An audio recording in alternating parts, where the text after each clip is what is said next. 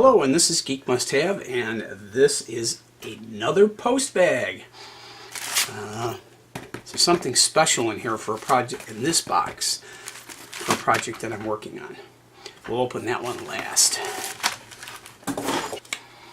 So the first package comes from Yo Tengzheng Room 301 in Shai, Shanghai, China. And it has an LRR-HY025. I guess I should know what that is. I don't. Let's open it up and find out.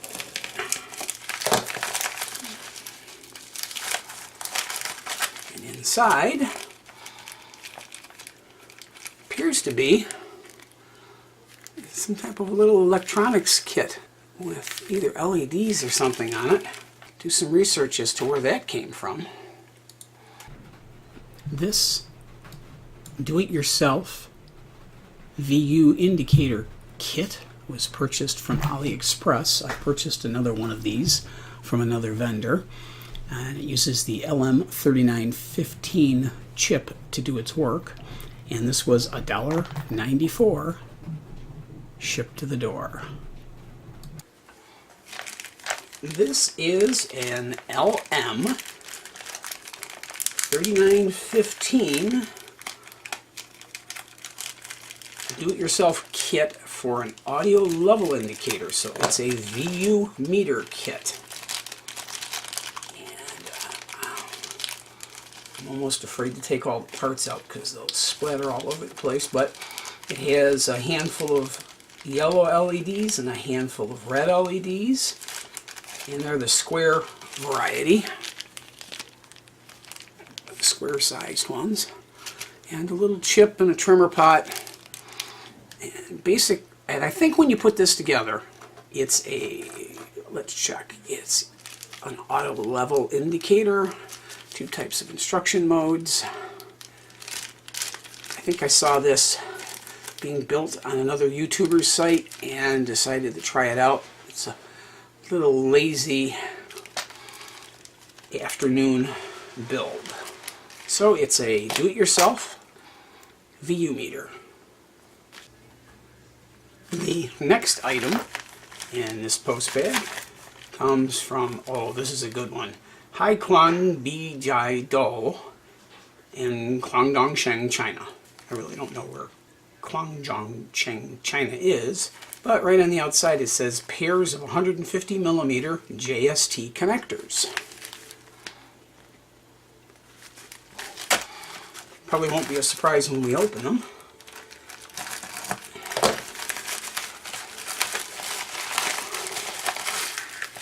And sure enough, oh, some other goodies. So yes, these are indeed the JST connectors, as you can see from the ends there. These are often used on microprocessor projects to be able to plug in power or connect power to boards, etc.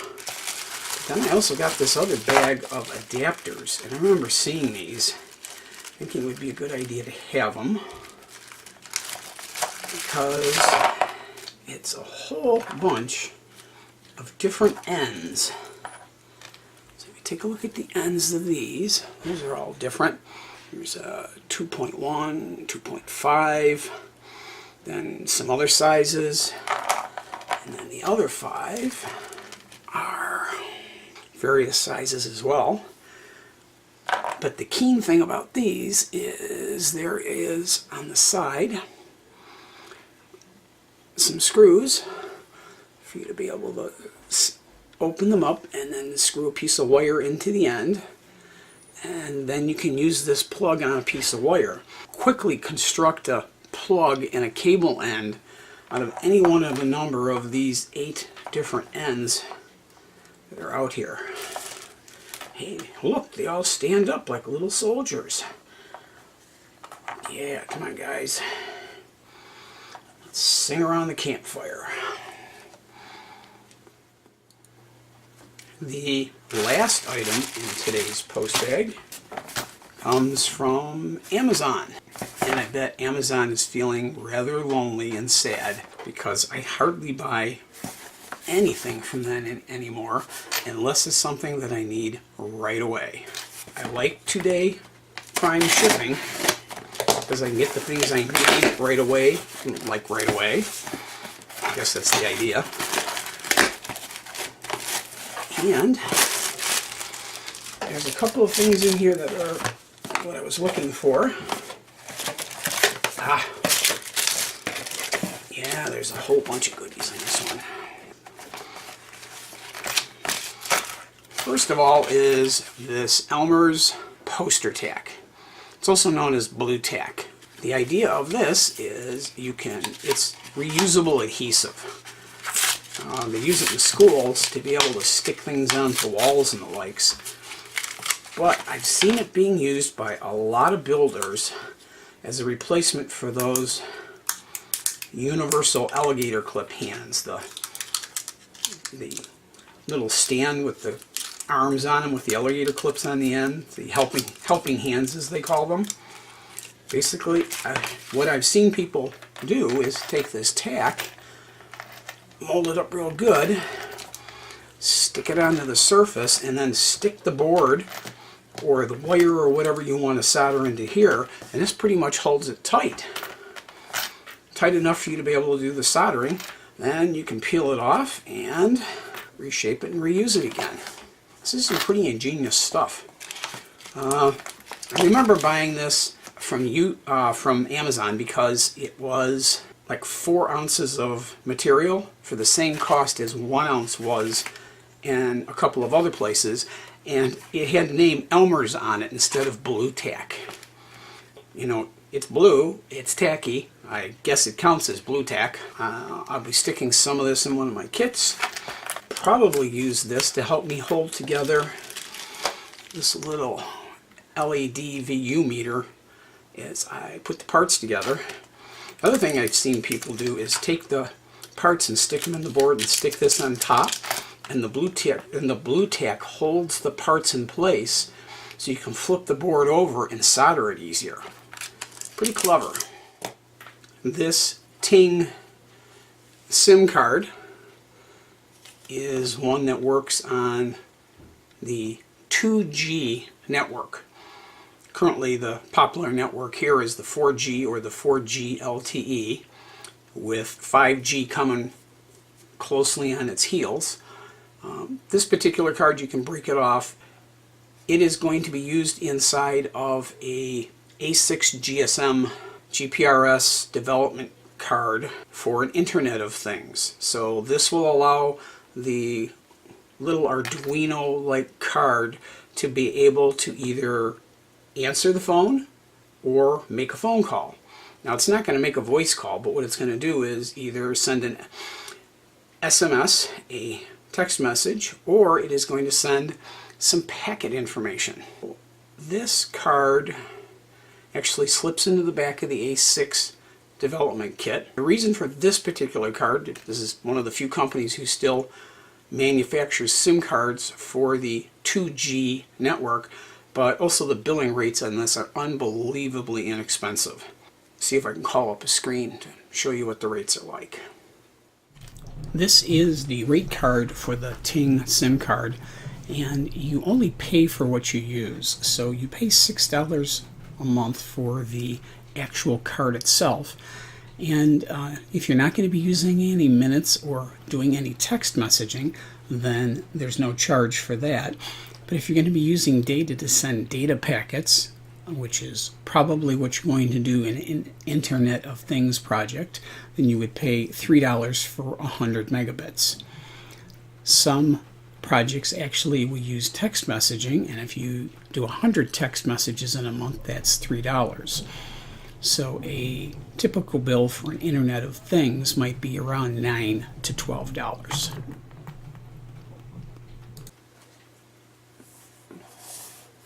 The next item in this package is an item from Anker. I have a lot of their USB 3 hubs and USB chargers and their little portable battery banks. I really kind of prefer this brand over a lot of the other ones. And This is a small USB 3 hub, flat. Has a power assist here. This is both a data signal hub as well as a power hub. This is to replace the one on the lab bench here that kind of went wonky and caused the camera and the microphone to fail at a number of different times. This also comes with a little charger and somewhere a little USB power adapter that I can add to the box of about 100 of these that I have, and the cable to the drawer of about 200 cables. So that's to replace the unit that replaced the USB hub that kind of exploded in the lab. The next item is a little Wi-Fi. They call it nano USB adapter. And this is a dual band one. So this being a dual band USB, it's a Wi-Fi dongle to this 802.11ac. Has a little antenna on it. This antenna actually helps improve the gain on the signal considerably over just a dongle by itself. And this is, when they say dual band, it's both 2.4 gigahertz and 5 gigahertz. Now at the 2.4 it's about 150 megabits a second, and in the 5 gigahertz range is where you really get some better throughput. It's about 430-ish gigabytes a second. It's a lot faster than the 1102N, which used to be the hot thing. It's now the 802.11ac, which is 3 or 4 times faster than the N speeds. This it has the ability, one of the reasons why I like this one is it has a mode that you can turn on for it to make this a hotspot. Which when you're doing the Internet of Things projects, that makes it easier for you to be able to do some of your testing. And it does have a little tiny, a little difficult to see, a little tiny WPS button right there, so that if the router you're going to is WPS enabled, you press this and the two kind of agree to talk to each other. It came with the infamous generic wireless USB adapter driver disc, which about 80% of the time is pretty useless. No matter what, we'll keep it. So this is meant for some of the PCs and possibly even a Chromebook to be able to get a better wireless signal and also to be able to turn it into an access point. You don't need this device to turn your PC into an access point. There are commands you can key into Windows to turn your wireless adapter inside of your PC into an access point. This just makes it a little easier. The last item in this packet is the item I was looking forward to, and I have 2 more of these somewhere in the catacombs in the basement. I don't know what box they're in, but recently I went to a meeting at a state government facility where they were using an electronic whiteboard, and it was a high-end whiteboard, cost a couple of $1,000s. And I've been toying with the idea of upgrading one of my projectors that I use on a regular basis to do presentations to become more of a whiteboard. So to get this to work, you get a couple of things. One is this item right here, which is an infrared pen. And when you put a battery in it, the infrared either turns on when you press the tip of it to the end of the whiteboard or the screen, or you can press this button on the side here, sort of like you're writing. Something like this. So a couple of batteries in here, and you can hook a lanyard up to it so you can hang it around your neck. And it was part of this Wii Teacher's project, And the second part of this is you need to have a Wii remote, or yes, one of these Wii remotes from a Wii system. And this make up the Wiimote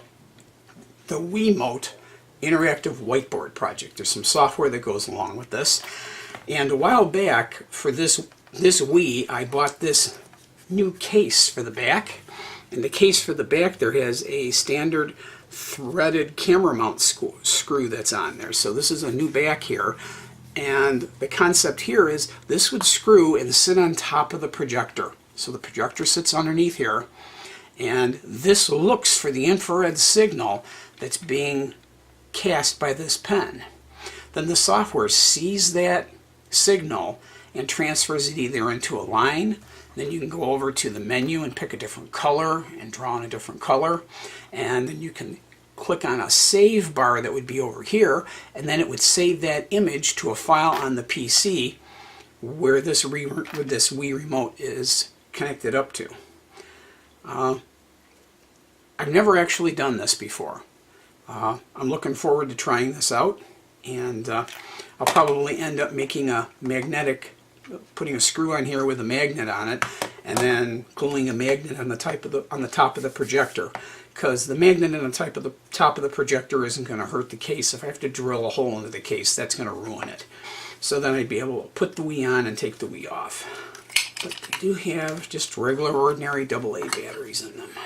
So I'm looking forward to using these on one of my projectors, and possibly even putting a video together as to how the software and everything else works.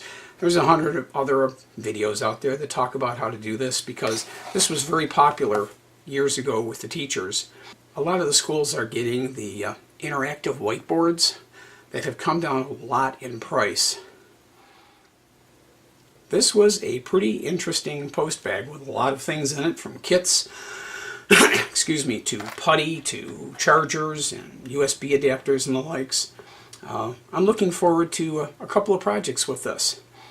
If you like this video, please press on the like button. And if you have any comments or feedback, put it in the comments section below.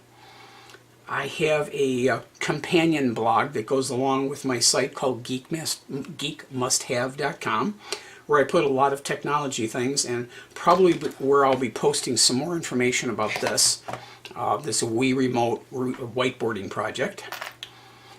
If you could give a geek a hand and subscribe to my channel, I would really appreciate it. Now, take a little time off, grab your Ting, and talk to the world with your Internet of Things device.